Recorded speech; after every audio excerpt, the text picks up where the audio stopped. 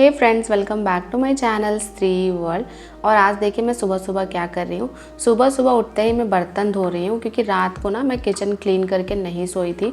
रात में मुझे बहुत ज़्यादा थकान हो गई थी तो मैंने सोचा कि ऐसे ही सो जाती हूँ, इसलिए आज सुबह सुबह ही मुझे मेहनत करनी पड़ रही है। तो सबसे पहले मैं किचन क्लीन करूँगी और उसके बाद खाना बनाना शुरू करूँगी। पर हाँ, खाना बनाने से पहले मैं एक कमेंट आपके साथ डिस्कस करना चाहती हूँ।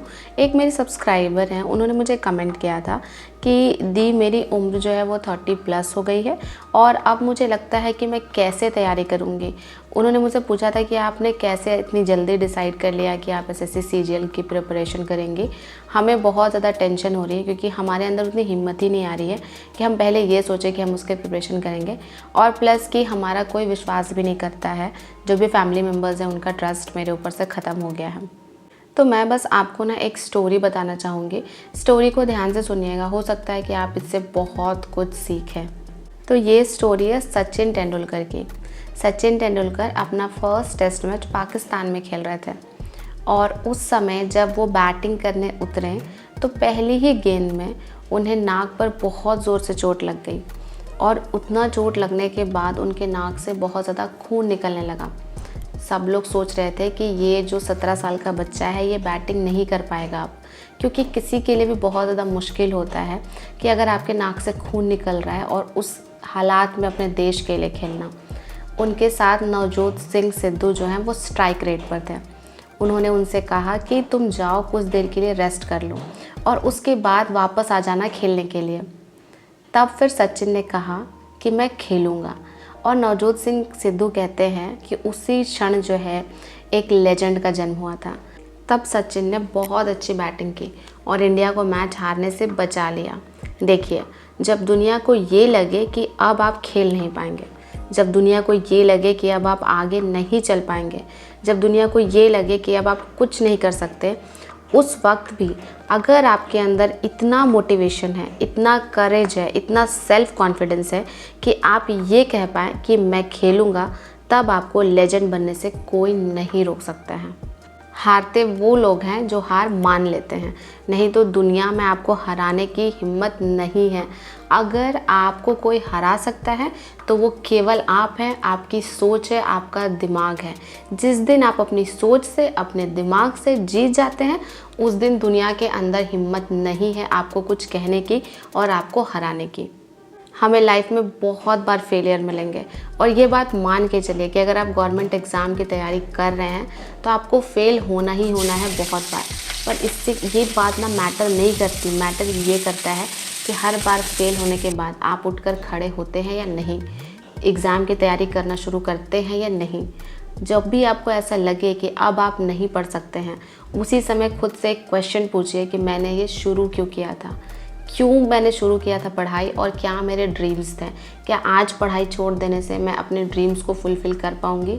और जब आप खुद से क्वेश्चन करेंगे ना, फिर देखिएगा आपके दिमाग के पास आंसर नहीं होगा आपके खिलाफ जाने की।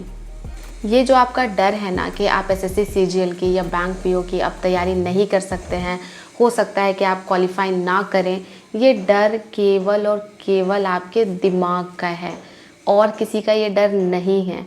और जिस दिन आप अपने दिमाग को आंसर दे देंगे कि ठीक है, मैं तैयारी करना शुरू कर रही हूँ, ज़्यादा से ज़्यादा क्या होगा, ज़्यादा से ज़्यादा यही होगा कि मेरा एग्ज़ाम क्वालिफाई नहीं होगा, उस दिन देखिएगा आपके दिमाग के पास आंसर नहीं होगा आपको बैकआउट करने के लिए। जैसे जब मुझे भी पता चला ना कि बिहार टीचिंग एग्ज़ाम में से बीएड वाले अब आउट हो गए हैं, मुझे भी बहुत ज़्यादा बुरा लगा था।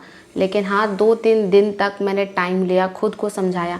मेरा दिमाग भी यही कह रहा था कि अभी तुम एसएससी सीजीएल की तैयारी करना शुरू करोगी, नेक्स्ट ईयर फॉर्म आएगा, उसमें ही आपका 6-8 महीना चला जाएगा, फिर एग्ज़ाम देना है, पता नहीं होगा जॉब या नहीं होगा। बहुत सारे क्वेश्चंस मेरे दिमाग में भी थे, बट मैंने खुद को कन्विंस किया कि ठीक है, नहीं करके हारने से अच्छा है कि करके हारा जाए। अगर आप पढ़ेंगे ही नहीं, आप ट्राई ही नहीं करेंगे, तो फिर आपको कैसे पता चलेगा कि आप इस एग्ज़ाम के लायक हैं भी या नहीं हैं। तो अगर आपको ये पता करना है तो उसके लिए आपको ट्राई करना होगा एटलीस्ट। तो मैं तो यही कहती हूँ कि कुछ नहीं करके हारने से अच्छा है कि कुछ करके हारा जाए। कम से कम उसके बाद हमें अफसोस नहीं होगा अपने ऊपर कि अरे हाँ, मैंने भी 6-8 महीना खुद को दे दिया होता तो शायद मैं ये एग्ज़ाम क्वालिफाई कर जाती। तो बस यही सिचुएशन आपके साथ भी है। आज जितने लोग भी बीएड वाले हैं, जितने लोग भी डीमोटिवेटेड है ना, मैं बस आपको यही कहूँगी कि ये जो डीमोटिवेशन है ना, ये सिर्फ आपके दिमाग का डर है। इस डर को निकालने की कोशिश कीजिए, ओवरकम कीजिए अपने इन्फीरियॉरिटीज़ को। ख़ास करके अगर आप लड़की हैं ना, तो आपको जॉब की बहुत ज़्यादा ज़रूरत है, चाहे आपकी शादी हुई हो या नहीं हुई हो, और आपको ना अपने इनसिक्योरिटीज़ को ओवरकम करना होगा। आप ये सब सोचना आप छोड़ दीजिए कि एग्ज़ाम निकलेगा नहीं निकलेगा। मैं बस आपको यही कहूँगी कि हर सब्जेक्ट को टाइम दीजिए और अपना सब्जेक्ट प्रिपेयर कीजिए, और जैसे जैसे आपका सब्जेक्ट पे कमांड बढ़ेगा, आप देखिएगा आपके अंदर कॉन्फिडेंस ही बढ़ेगा। जैसे अभी बिहार टीचिंग एग्ज़ाम के टाइम में ही बहुत लोग कमेंट कर रहे थे कि दी मेरा कुछ प्रिपरेशन नहीं है, 20 दिन में बताइए क्या क्या पढ़ सकते हैं। तो प्लीज़ अभी दूसरे एग्ज़ाम में बहुत ज़्यादा टाइम है, 6 महीने का टाइम है ही। अगर मान लीजिए DSSB TGT का भी कुछ पता नहीं है, 2-3 महीने बाद भी उसकी वैकेंसी आती है, तो आपके पास बहुत ज़्यादा टाइम है अभी पढ़ने के लिए। तो अभी से ही इतना कंप्लीट करके रखिए अपने सब्जेक्ट्स को कि आपको उस समय ये ना सोचना पड़े कि अरे 20 दिन में कैसे कंप्लीट करें इसके सिलेबस को, या 10 दिन में कैसे इसके सिलेबस को कंप्लीट करें। पहले ही अपना सिलेबस जो है वो कंप्लीट कर लीजिए।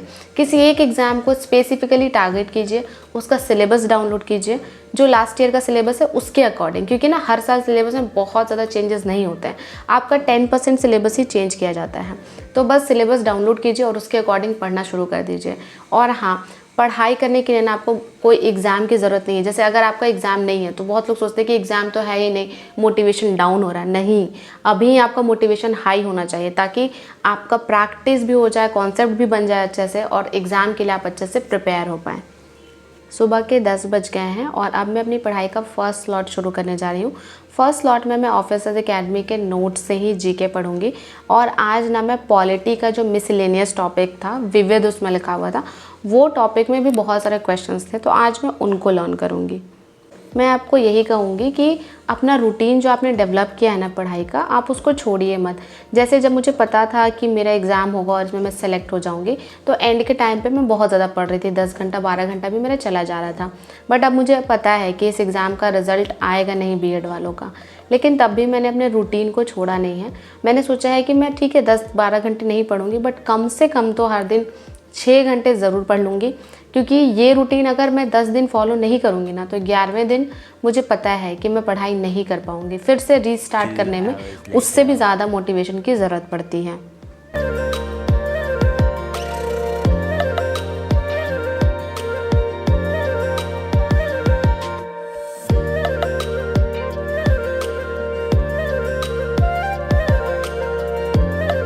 तो फाइनली मेरा फर्स्ट स्टडी स्लॉट अब ख़त्म होने वाला है, और अभी ऐसा कोई टारगेट नहीं है कि मुझे एक दिन में 500 क्वेश्चन लर्न करने हैं। अभी मेरा टारगेट ये है कि हर सब्जेक्ट को 2-2 घंटे पढ़ूंगी, और 2 घंटे में जितना भी कंप्लीट होगा उतना करूंगी, और बीच में आराम से रेस्ट ले लेकर पढ़ूंगी। अभी मैं बहुत हड़बड़ाहट में नहीं पढ़ रही हूँ, क्योंकि ना देखिए, अगर मैं स्टार्टिंग से ही बहुत ज़्यादा हड़बड़ा जाऊँगी कि नहीं मुझे SSC CGL करना है, तो फिर क्या होगा ना कि मैं ऐसे करके मैं केवल 1 महीने ही पढ़ पाऊँगी, उसके बाद मैं इसको कंटिन्यू नहीं कर पाऊँगी। तो इसीलिए मैंने सोचा है कि मैं पहले 6 घंटे से शुरू करती हूँ, फिर धीरे धीरे जैसे जैसे मुझे कॉन्फिडेंस आने लगेगा, जैसे अगर मैं मैथ सॉल्व कर रही हूँ तो जैसे जैसे मुझे लगेगा कि अरे अब मैथ में मेरा स्पीड बढ़ गया है, तब मैं और ज़्यादा आवर्स डिवोट करूँगी।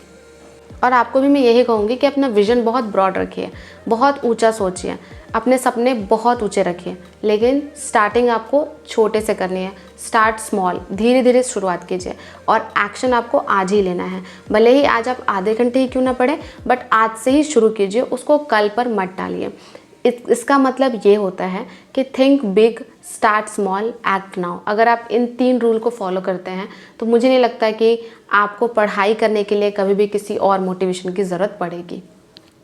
यहाँ पर मैं मैथ्स प्रैक्टिस कर रही थी, और मैथ्स के लिए ना मैं क्या करती हूँ, रैंडमली यूट्यूब पर कोई भी मुझे SSC CGL या CHSL या CPO या कोई भी एग्ज़ाम SSC का जो होता है उससे रिलेटेड क्वेश्चंस मिलते हैं, तो मैं वहाँ से सॉल्व करने लग जाती हूँ। हाँ, मैं मेथड अपना यूज़ करती हूँ, क्योंकि मैंने एक बार अर्थमेटिक को बहुत अच्छे से पढ़ा है, बट हाँ ये कॉन्फिडेंस ना मुझे एडवांस मैथ्स में नहीं है, क्योंकि आपको पता ही है कि SSC CGL में एडवांस मैथ्स भी पूछे जाते हैं, तो मुझे कहीं ना कहीं से एडवांस मैथ्स बहुत अच्छे से कंप्लीट करना पड़ेगा। तो मैं सोच रही थी कि मैं कोई बैच परचेज़ करूँ या ना करूँ, इसमें मैं थोड़ा कन्फ्यूजन में हूँ। अगर मैं कोई बैच परचेज़ करूँगी भी तो ये बिहार वाला एग्ज़ाम ख़त्म हो जाएगा, उसके बाद से करूँगी। अभी मैं केवल अपने आप को ऐसे ही 6 घंटा इंगेज रखती हूँ पढ़ाई में। असली तैयारी तो मैं 1 सितंबर से शुरू करूँगी। साथ ही साथ मैं यूट्यूब पर कुछ कंटेंट भी रिसर्च करते रहती हूँ कि अगर यूट्यूब पे मुझे कुछ फ्री में मिल जाए। तो ऐसे तो यूट्यूब पे बहुत सारे टीचर्स हैं जिन्होंने फ्री में सारे सब्जेक्ट को पढ़ा कर रखा है, बट हमें बहुत ज़्यादा ना उसमें भी चूज़ ही होना चाहिए, क्योंकि ज़रूरी नहीं कि हर टीचर से आपको हर कुछ समझ में आए या हर टीचर से आपका एक कनेक्शन बैठ पाए। तो मैं भी देख रही हूँ कि किस टीचर से पढ़ूँ, क्योंकि गगन सर का है एडवांस मैथ्स का, बट वो ना मुझे लगता है कि मतलब उतना लिंक नहीं है एक वीडियो का दूसरे वीडियो से, जैसे कि रैंडम टॉपिक्स उसमें डाले हुए हैं, बट ऐसा मुझे नहीं लगा कि लाइन से पढ़ाया हुआ है। तो बस मैं किसी ऐसे वीडियो की तलाश में हूँ जहाँ पर एकदम अच्छे से ज्योमेट्री अलजेब्रा को पढ़ाया गया हो। अगर आपको पता होगा तो आप कमेंट करके ज़रूर बताइएगा। मैथ्स पढ़ने के बाद मैंने लगभग 45 मिनट का रेस्ट लिया और इसके बाद मैं इंग्लिश पढ़ रही थी। और इंग्लिश मैं ये नीतू मैम की वोकैब बुक से पढ़ रही हूँ।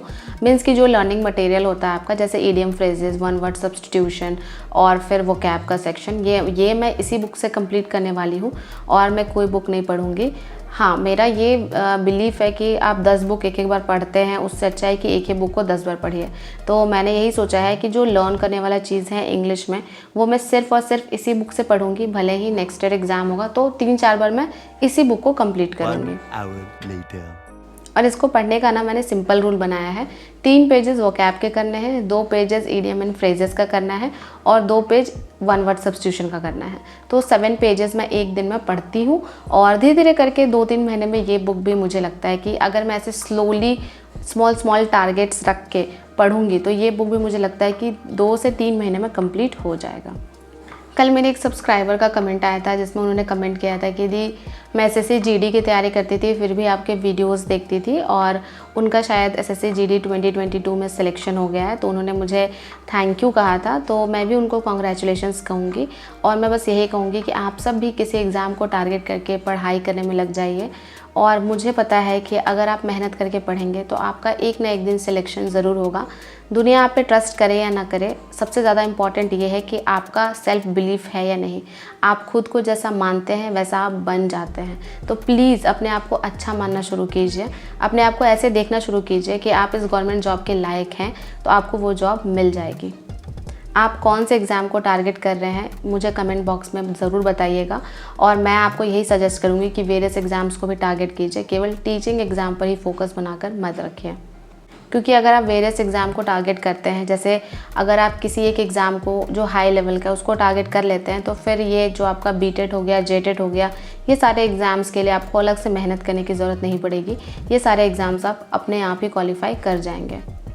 आज की व्लॉग में बस इतना ही। अगर आपको मेरा ये व्लॉग अच्छा लगा हो तो लाइक कर दीजिए, चैनल पर नए हैं तो सब्सक्राइब कर दीजिए।